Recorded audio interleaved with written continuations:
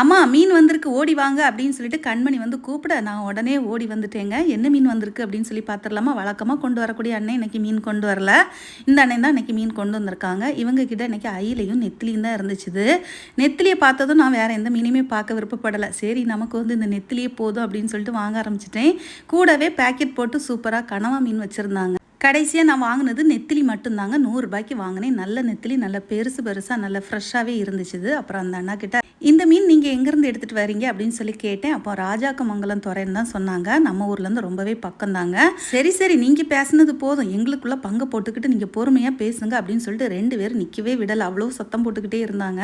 சரி அவங்களுக்குள்ள பங்கில் கொஞ்சம் நெத்திலிகளை போட்டுட்டு அழகாக அவங்களுக்கு மிக்சர் மாதிரி இருந்துச்சுன்னு நினைக்கிறேன். ஒரு செகண்ட்லேயே சாப்பிட்டுட்டே இருந்தாங்க. இவங்க கொடுத்தா சாப்பிட்டுக்கிட்டே தான் இருப்பாங்க. சரி இருக்கிற மீனை இனி குழம்பு வச்சுருவோம் அப்படின்னு சொல்லிட்டு அப்படியே திரும்பும்போது கண்மணி கேட்டுக்குள்ளே இருந்துக்கிட்டு எப்பாடா எங்களுக்காவது வச்சிருக்கீங்களா அப்படிங்கிற மாதிரி பார்த்தாங்க. அவங்களுக்கு பச்சை மீன் கொடுக்கலாம், உங்களுக்கு பச்சை மீன் தர முடியாதுல்ல தங்கமே அப்படின்னு சொல்லிட்டு அப்படியே மீனை கொண்டு வந்துட்டேங்க. மீன் இவ்வளோ பார்த்தீங்கன்னா 100 ரூபாய். விலைக்கு எப்படி இருக்குன்னு சொல்லுங்கள். கண்மணிக்கு அப்படி கை கால் புரியாமல் ஆட்டம் போட்டுட்டே இருந்தாங்க.